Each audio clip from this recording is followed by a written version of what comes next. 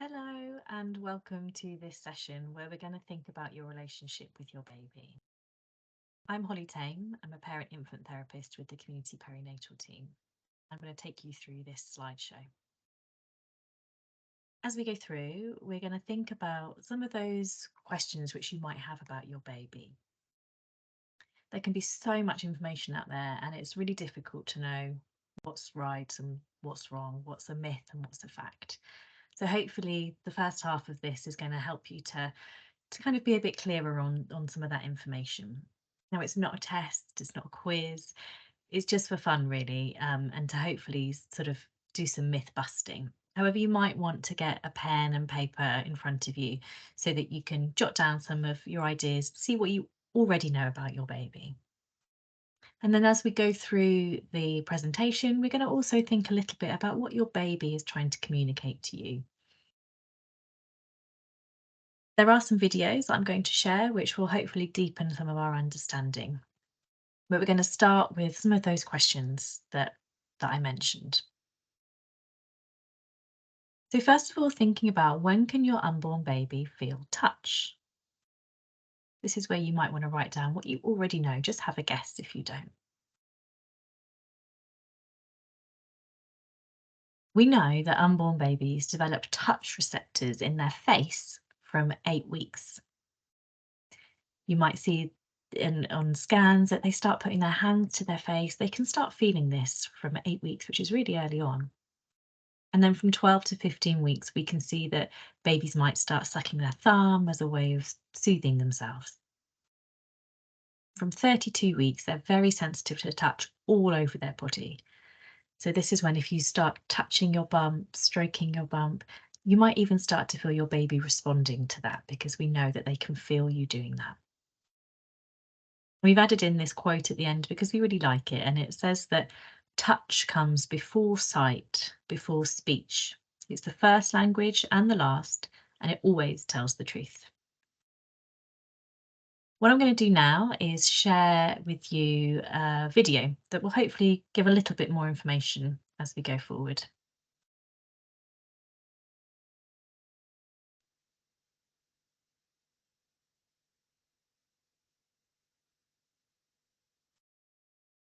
Just bear with me, I'm sorry. Make sure I've put the sound on.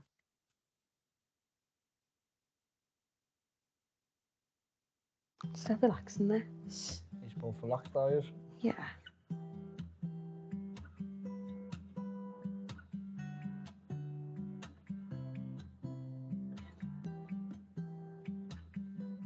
Let's open a flip. Please. It's meant to be really good for her.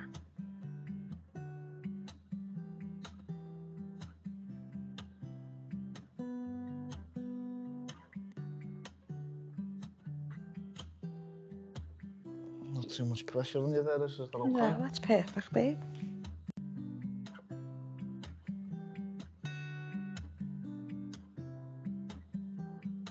She can feel our touch as well, can't she?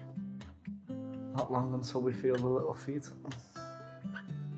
Can't wait to meet you. Not long left.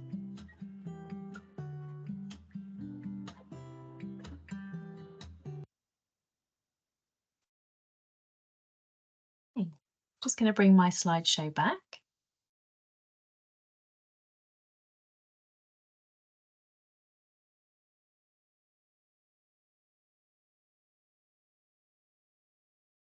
So hopefully that film showed us a little bit about the importance of touching our bump and what our baby can feel too. So it's something that you can do when you're feeling relaxed or when you've got some time to connect with your bump. You might want to start thinking about what you've just seen. Next up, we're thinking about when can your unborn baby hear? So again, have a guess, see what you think.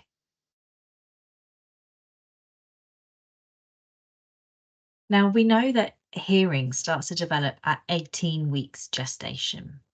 And as baby's hearing becomes more acute in the third trimester, towards the end of your pregnancy, your babies begin listening to the sounds of the world around them. That might be your heartbeat, what your voice sounds like, all those kind of lovely tummy rumblings that happen. And gradually they start getting attuned to these voices and other sounds from around the world. So they might start hearing your television, they might start hearing cars, doors, other children, other family members. We know that one study even suggests that babies become soothed by the theme song of your favorite TV show. So something that they're really used to hearing over and over again. That can be quite soothing for them because it's something that they're familiar with. I'm going to show you another video now,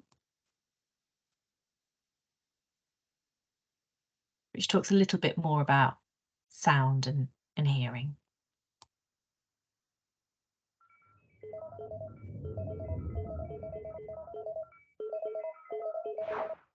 How's baby? How's your day?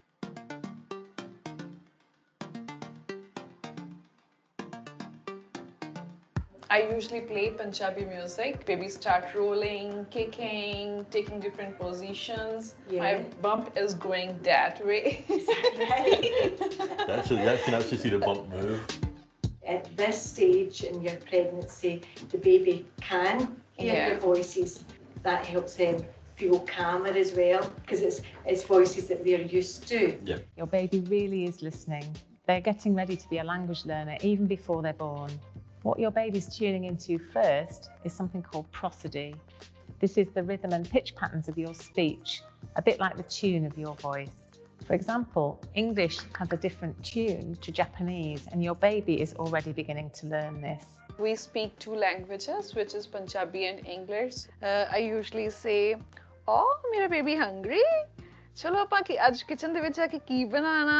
By 18 weeks, your baby's ears are beginning to send signals to the brain about the sounds that they can hear.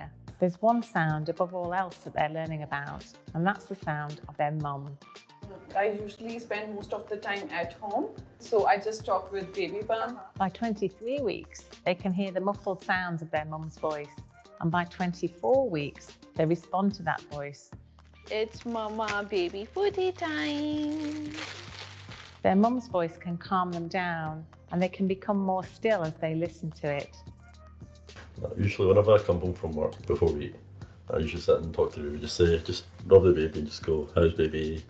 How's your day? Things like that. Just so the baby gets used to my voice. Yes, absolutely. When it comes to recognizing and processing speech, it's the left temporal lobe of your baby's brain that is the most active part. When your baby hears their favorite people talking, their brain starts to develop important speech processing skills, which set them up to be future word learners. How are you, pet? How you doing?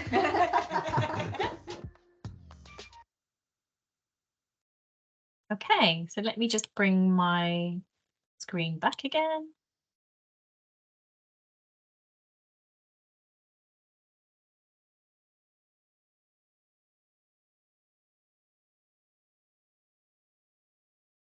So as we heard then, it's really important that we're kind of talking to our baby's listening, because we know that babies can become soothed by your voice, and it's a really familiar sound. And when they do come into the world, they're going to still be able to hear that, and that's going to be really settling for them. Also really important that they can start hearing the voices of the other people who are going to be in the house or around them, so that they can start becoming familiar with that too. And we heard there that it's really important for their brain development and allows them to start their language development really early on. The next question is, when will my baby recognize my face?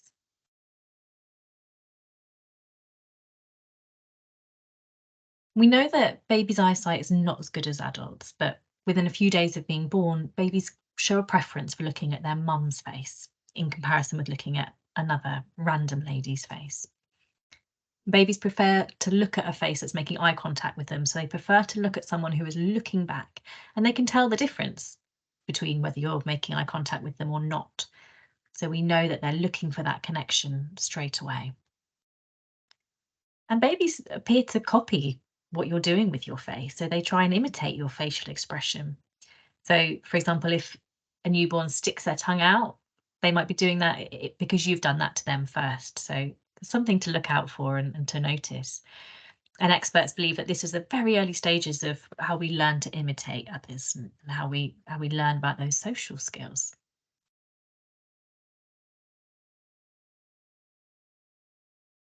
When will my baby recognise my voice? So as we heard in that previous video about sort of when babies start to hear, we know that almost immediately from birth, babies will show a preference for their mother's voice over the voice of an unknown female.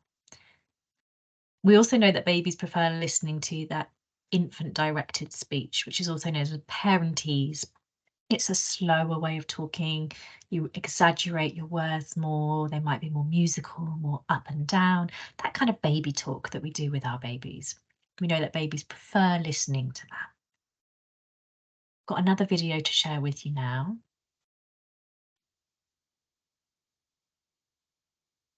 All about early language development. What do we know about our babies? The world that they enter into, sound-wise, is very different. It's quite a quiet place. Where are the usual sounds that I heard in the womb? In the womb, they've got the beat of the heart going all the time. They've got all of this wonderful whooshing and swooshing. They've got the rhythms of walking. They've got your day, your night patterns. This is something that they're looking for from you when they're born, in this way of making these little vocal sounds from yourself to your baby. You're giving back to them what they have lost after birth. You don't have to sing straight away if you're not happy to sing. Just know that the very sound of you talking, the vibration, if the baby's on your chest, they know that vibration, they remember it.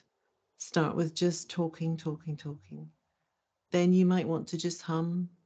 You might want to just keep it to yourself. You might want to do this in private. It's lovely to just watch what the babies give us. Well, what can they give us? Breathing. And we can actually just make a sound or a touch on their out breath. So just watching for when the chest falls, that's when we make our sound or our touch. And the baby knows absolutely that sound or touch is connected to them. They might then have some movement in their arms or legs. We can copy it, or we can touch them as they move, or we can make a sound as they move. And when they stop, we stop. So it doesn't have to be a nursery rhyme. They love patterns, they love rhymes, they love repetition. So this is what they're looking for, is to get to know what you're meaning. They understand the meaning, the intention, the emotion behind our words before they understand any of the words. So this is their way to get to know us, our way to get to know them, and it's a cycle of building that relationship.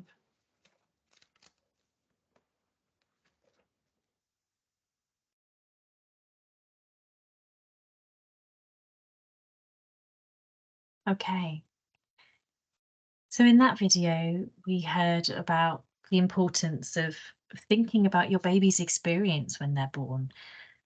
The sounds in the womb are very, very different to what real life is like. And therefore, talking to your baby, letting your baby hear your voice, they're looking for those sounds to remind them of being in the womb. So holding them close to you so they can hear your heartbeat. All of those things are really important. Next, we're looking at when will my baby recognise my smell? So again, have a guess, have a go at when you think your baby might start to recognise what you smell like. And we know that within hours of birth, babies show a preference for their mother's smell.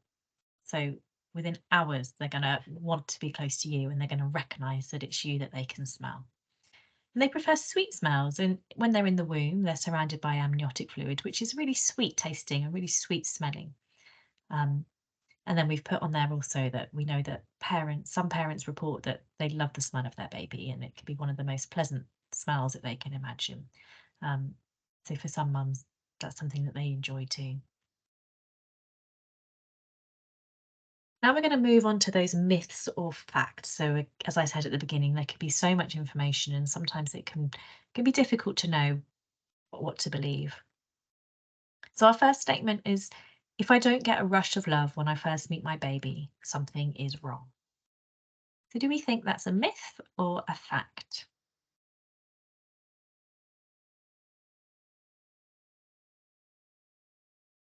So we believe this is a myth. And whilst we know that some mums do, and some mums do talk about that sudden rush of love that they feel for their baby immediately, but we know that many mums don't experience that.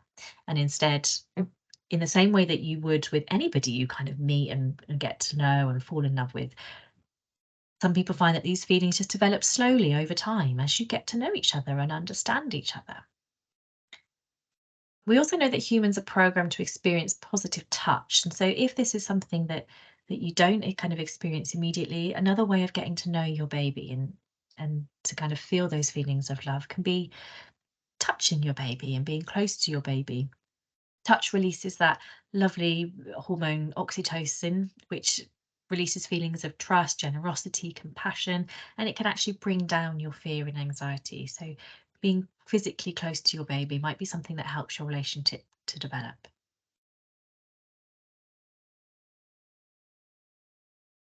Next statement, all that matters for young babies is they are fed, changed, and soothed when they need it. Do we think this is a myth or a fact? We believe this is also a myth. And whilst obviously meeting your baby's needs is important, babies also have psychological needs. So they want to interact with their social world. They want to make social connections. They want to build relationships. And we know that they grow very rapidly from conception to the age of 3. And after birth, how the brain grows is dependent on kind of the experiences that they develop. To explain a little bit more about this, I'm going to show you another video.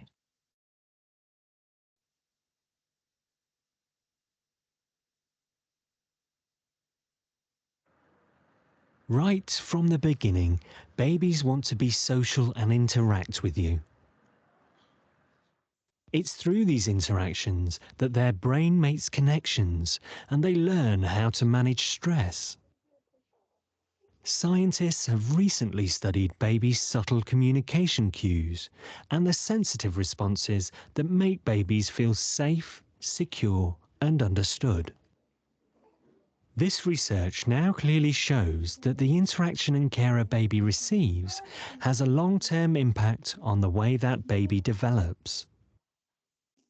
So for babies, feeling loved and cared about is just as important as food and sleep.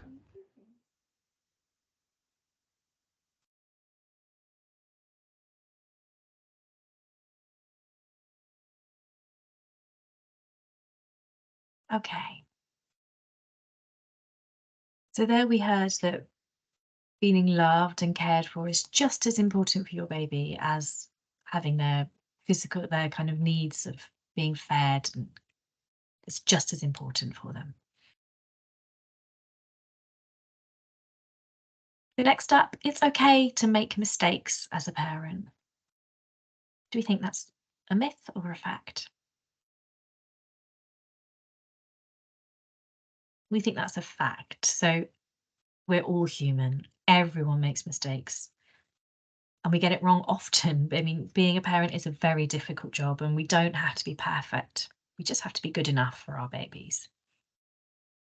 What does that mean, being good enough? Well, we think that good enough parents notice when they can get it wrong and then they try and make it better. They might try and repair what's happened. They might try and think about doing things differently next time. And actually, this is really good role modeling and children can learn a lot from this process. So in order to raise a child well, maybe we should not try to strive to be a perfect parent as much as one should not expect one's child to become a perfect individual. So we don't expect our children to be perfect. So why do we expect ourselves to be perfect? Our children need us to be good enough, and it is okay to make mistakes as a parent.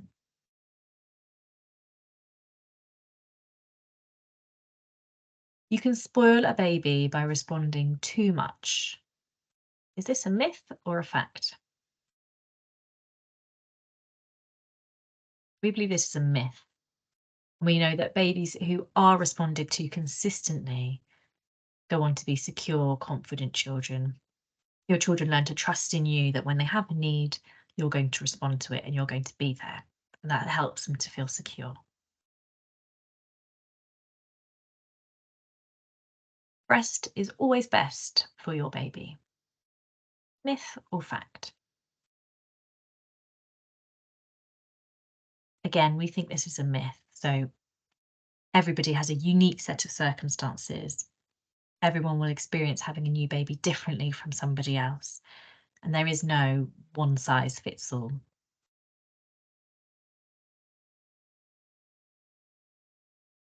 So now we're going to move away from the idea of myths and facts, and hopefully that's helped to answer some of your questions and give you some information. We're going to start thinking now more about what your baby is trying to communicate. And way before your baby can start to talk and have that language development, babies are using cues or non-verbal language, so their body language, to let us know what it is that they need.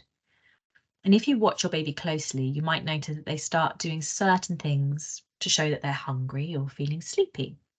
And we call these cues that can help you to understand what's going on with your baby and then help you to think about how you might respond to that cue. So as we just said, you can't spoil a little baby. And so by responding to their cues whenever you see them, you're going to help your baby to feel safe and secure. So first up, we're going to think about how do we know when our baby is ready to interact with us and ready to play. I'm going to share a video, but I want you to kind of look out for some of these things, some of these signs that your baby might be wanting to engage with you. They might have eyes wide and bright. They might be looking towards you, reaching for you, smiling, babbling, cooing, looking for your face. And their arm and leg movements will be smooth and relaxed.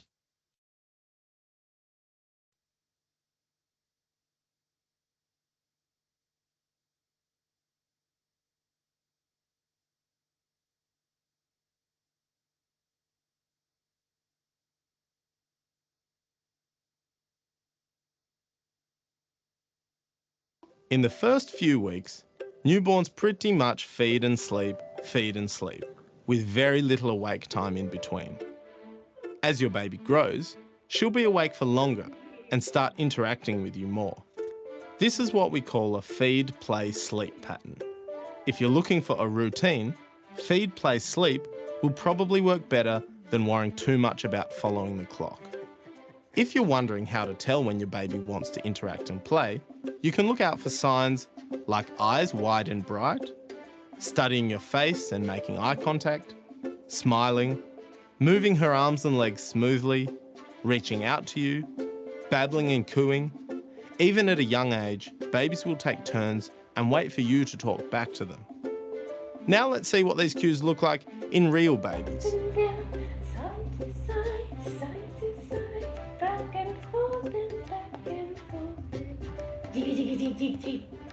You gonna smile?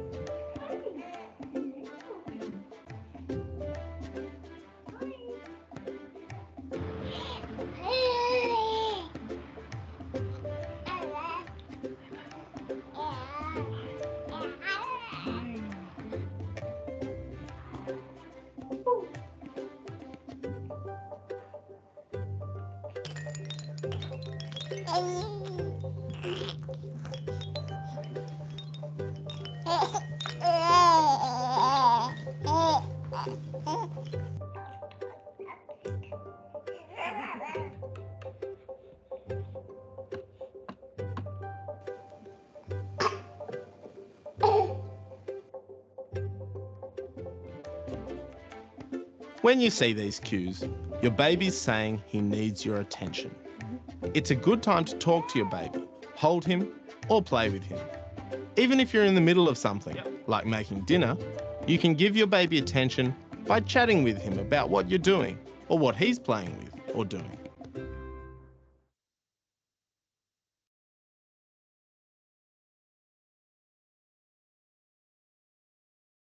Okay, so that video helps us to think about what it is that we're looking for as the signs of our baby might be ready to interact with us, ready to engage, wanting to play. And what about when they're ready to finish playing? So we call these disengagement cues. So a sign that your baby has had enough of play and maybe need to do something else. So again, there will be a video, but let's just think about what some of those cues might be. That might be looking away, physically turning their head away in a different direction. They might look a lot more unsettled in their body, so arching their back, starting to squirm. Physical things like sneezing, hiccuping, coughing can all be a sign of kind of overstimulation, and they're ready to just have some quiet time or do something different. They might close their eyes, and before we saw those kind of smooth arm and leg movements, they might become a bit more increased and faster and a bit more rigid. Further, their skin color might change. They might become really red, blotchy. They might put their hands up, frown, crinkle up their forehead. You might notice with their hands, they're starting to hold their fists tightly. Or they might look like they're just kind of staring into space, not really looking at anything in particular. They're not making eye contact with you anymore. They might start to pull away. But let's have a look at what disengagement cues might look like.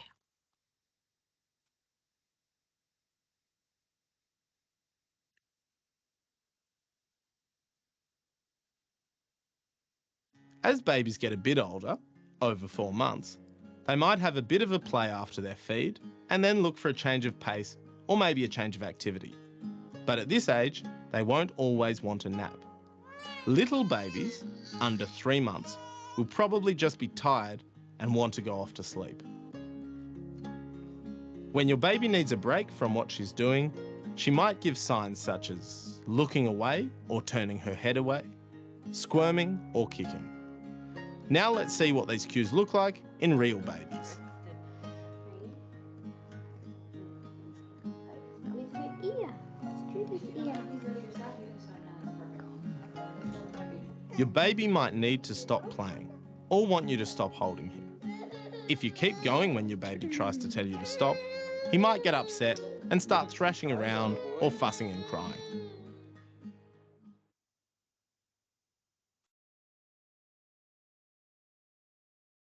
Okay, so hopefully we've got a bit of a clearer idea of what those disengagement cues actually look like in real life from seeing some of those clips there of those babies. So finally, I am just going to share with you an infographic which covers 25 things that every baby might want you to know. I'm going to read through this with you. So firstly, we think that your baby would want to be accepted. And they might say, I might not be the baby you imagined, but I'm a unique person with my own way of being in the world. Take time to get to know me, my likes, my needs, my expressions, my little ways. It will take time for us to get to know each other. I don't need you to be perfect. I'm ready to interact with you from the moment I'm born. Interactions grow my brain. I love to look at your face and have conversations with you.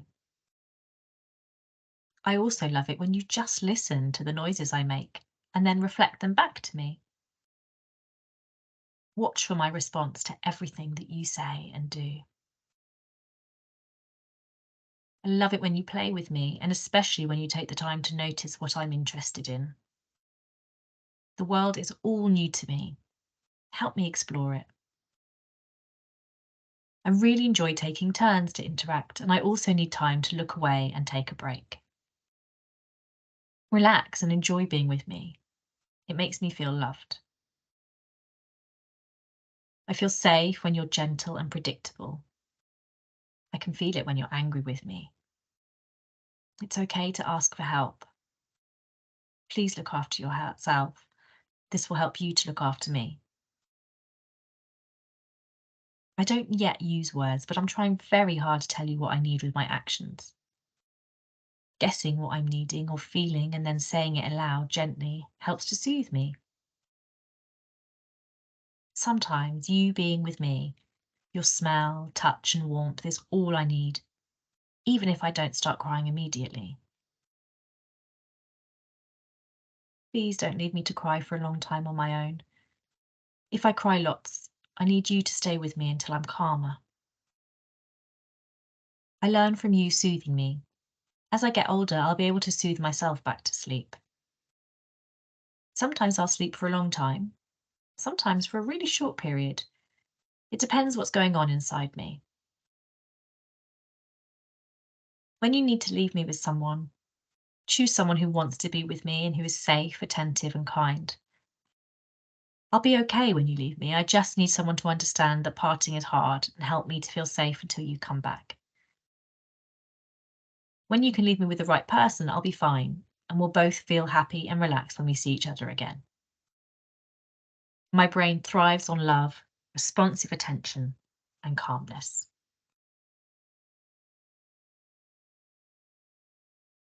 So thank you for joining me for the session today. We've come to the end. Hopefully that's given you a nice overview of ways that you can support your relationship with your baby, things that you can think about doing, things that you can look out for when baby's here.